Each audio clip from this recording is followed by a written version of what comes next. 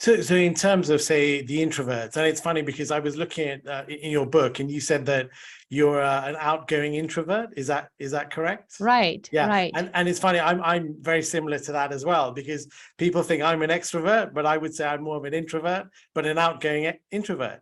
So, say for introverts, outgoing introverts like ourselves, Friederike, or even non-outgoing introverts, how can they survive or thrive in the workplace? Any thoughts on that? Well, I think first of all, it's important to communicate that to the people around you, and to then really work in line with your neurosignature and not against it. I've seen so many tips and articles with like, if you're an introvert, here's how you can learn to network. I don't want to network. Okay.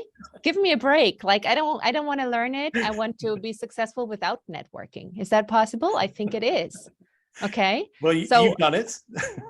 Yeah, well, I don't go to any dinners. I never network. I just, if I get an invitation, that's the quickest thing that, I get burned up in a fire in my house. So I really don't want to go. So I think rather than telling people how to fit in, we should create more diversity. So for example, for me as a speaker, it's challenging to travel. It's challenging to have these after speech dinners that I don't want to go to necessarily, but I love delivering my speeches. I love my work. I love connecting with people.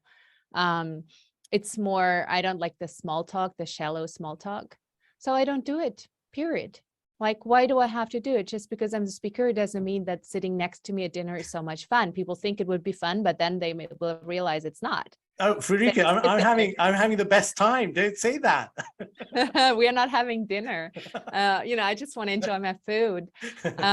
So I think it's about understanding where you add value and to really see where your strengths are. For me, I do a lot of work virtually. That's amazing for me. I love it. I'm here alone in my studio, and yet I get to connect to a lot of people. I like being connected to people, but I don't necessarily, want to sit next to them in the airplane and chat for an hour. Yeah. So I skip that part. So I think it's about identifying your strengths and your weaknesses and to shape your work environment so it fits you rather than always having to adapt. We know that adaptation and having to fit in drains our cognitive resources. And so many times, going back to the example we had in the beginning with the handshake, what that was that they were training as women to be more assertive and more confident and like leaning in. And so we had to shake hands and be strong and speak in a lower voice. So they were actually training us to speak in a low voice and not to smile, to give commands. And to me, I mean, this works for sure. But do I want to do that? Like, do I want to sit in a meeting and think, oh, okay, I need to lower my voice? Like, do I want to waste my cognitive resources on changing my natural behavior? I don't think so.